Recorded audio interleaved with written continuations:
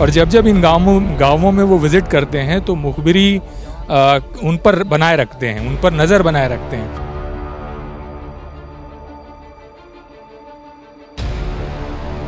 और जब ये किसी हार्ड सरफेस में जाकर गिरता है तो ये एक बड़ा ब्लास्ट करता है और आसपास जो नज़दीक लोग होते हैं उनको इसकी वजह से बड़ा नुकसान होता है।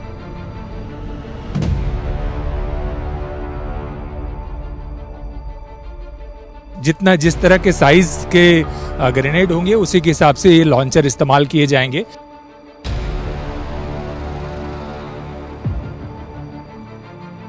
जी हाँ, देखिए दोनों ही आईजी सीआरपीएफ और बस्तर आईजी उन्होंने कहा है कि ये जवाब देने की कोशिश है कि नक्सली इस तरह की कोई भी कोशिश करें, जैसे आईडी लगाकर 6 जनवरी को जो विस्फोट किया था उसमें जवानों को नुकसान पहुंचा था, उससे जवानों का मनोबल कम नहीं होना है और इस तरह के ऑपरेशन उसके सबूत हैं। और आप देख सकते हैं कि 5 महिला माओवादी और 7 जो पुरुष माओवादी हैं उनके शव बीजापुर में लाए गए हैं। पुलिस लाइन में ये शव रखे गए हैं। हालांकि इनकी शिनाख्ती होना बाकी है, लेकिन पुलिस अधिकारियों ने कहा है कि ये सभी बटालियन में सक्रिय माओवादी हो सकते हैं, अभी इनकी शिनाख्त होना बाकी। और जो हथियार बरामद किए गए हैं इस ऑपरेशन में मैं आपको दिखाना चाहूँगा। आमतौर पर ये जो हथियार है ये इनका इस्तेमाल जो माओवादियों के निचला कैडर है वो करता है। 303 है 3, और इसके अलावा आप देखिए बिल्कुल एक जिस तरह से हथियार हैं 303 के अलावा ये वेपन्स भरमार का इस्तेमाल किए जाते हैं। ये आज भी माओवादी इस्तेमाल करते हैं क्योंकि इसके जो स्प्लिंटर्स हैं उनकी वजह से जब क्लोज कॉम्बैट रहती है तो उस समय में जवानों को चोट पहुंचाने में काफ़ी कारगर होता है। लेकिन जब दूर के लिए इसी तरह के हमलों के लिए, क्योंकि अत्याधुनिक हथियारों की कमी होती है माओवादियों के पास, इस वजह से ये एक नया पहली बार हथियार पुलिस ने बरामद किया। ये एक इम्प्रोवाइज्ड वेपन है, कंट्री मेड वेपन कहलाता है ये। और इसमें आप देखिए बाकायदा ये ट्रिगर लगा हुआ है और एक तरह से जिस तरह से आरएल होता है ग्रेनेड लॉन्चर के लिए पुलिस के पास होता है, बिल्कुल उसी तरह का ये ग्रेनेड लॉन्चर बनाया गया है। और इसका जो सामने का हिस्सा है, सुमेश मैं चाहूँगा नज़दीक से दिखाइए कि ये इस हिस्से पर जो बीजीएल है उसको भरकर रखा जाता है। और आप देखिए कि इसमें 2 अलग अलग नलियाँ हैं और इस तरह से पाइप्स को प्रॉपर जोड़ करके ये पूरा मैकेनिज्म तैयार किया गया है, बिल्कुल ग्रेनेड लॉन्चर की तरह।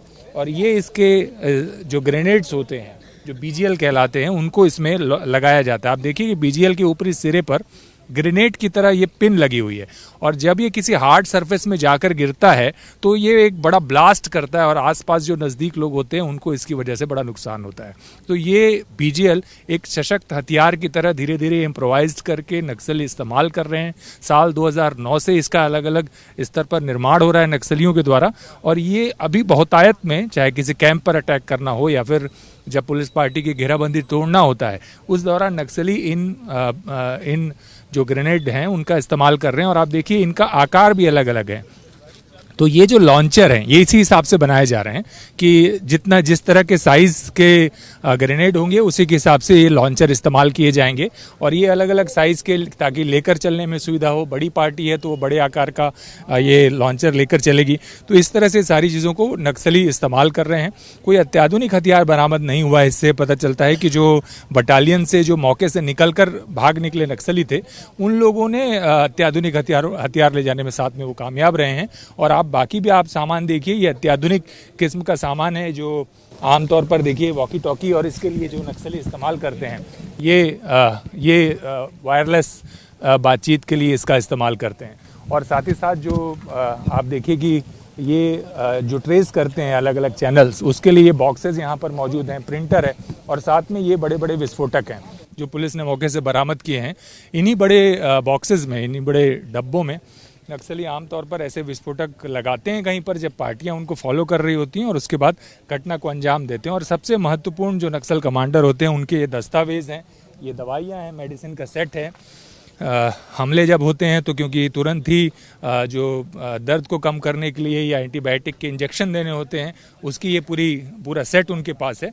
और ये वो किताबें हैं और किताबों में जो नक्सल डायरी होती है किसी भी डिविजनल स्तर के नक्सली की, वो महत्वपूर्ण है। मैं दिखाना चाहूँगा दर्शकों को इसे। देखिए ये कोंडापल्ली में नया कैंप खुला है और इसके नज़दीक ही अमित शाह खुद आए थे दौरा करने। और इस कोंडापल्ली गांव की जानकारी नक्सली कैसे रखते हैं ये आप देखिए कि एक एक व्यक्ति का नाम लिखा हुआ है। जैसे कि किसी की कपड़े की दुकान है तो उसका नाम लिखा है और इसके अलावा ये नीचे अगर कोई गुड़ाखू की दुकान किसी ने खोल रखी है उस तक की जानकारी है। तो ये पूरा रिकॉर्ड है और इसके साथ साथ आप देखिए कि तिम्मापुरम गांव में रहने वाले कौन हैं, उन एक एक व्यक्ति की जानकारी इस डायरी के ज़रिए वो रखते हैं। और जब जब इन गांवों में वो विज़िट करते हैं तो मुखबिरी उन पर बनाए रखते हैं, उन पर नज़र बनाए रखते हैं। इसके अलावा जो अलग अलग DKMS है संगठन है उनके, उसके कौन कौन से सदस्य हैं देखिए जमरूगुड़ा LGS गांव, तो जो LGS लोकल गुरिल्ला स्क्वाड का जो गांव है, उस गांव से जुड़ी ये पूरी जानकारी है कि कौन कौन से उसके गांव हैं जो उसके कार्यक्षेत्र में आते हैं, उन सब के नाम है। भीमापुरम है, रायगुड़ा है, पुवार है, तुमल है, जोन्नागुड़ा है। तो इन सारे गांवों के नाम उस क्षेत्र से संबंधित एक एक इतनी बारीक जानकारियां उनके पास रहती हैं। यानी कि उनके जो कार्यक्षेत्र हैं उसमें जुड़ा अगर कोई व्यक्ति रह रहा है वहाँ पर, तो उसके बारे में उसकी क्या दुकान है, उसके पास कौन से सामान है, वो ट्रैक्टर ओन करता है, दुकान चला रहा है, किस तरह की दुकान चला रहा है, उसके रिश्तेदार कौन है, इतनी बारीक बारीक जानकारियां माओवादी संगठन के लोग अपने क्षेत्र में रखते हैं। तो आप देखिए ये सारे हथियार पुलिस ने बरामद किए हैं और साथ ही साथ जो वर्दियां हैं, वर्दी अलग अलग वो भी बरामद की हैं जो कि पिट्ठू के साथ नक्सल लेकर चल रहे थे। तो ये सारा कैंप सामग्री भी ऑपरेशन के दौरान पुलिस ने मौके पर बरामद की है, जिसे अभी बीजापुर लाया गया है।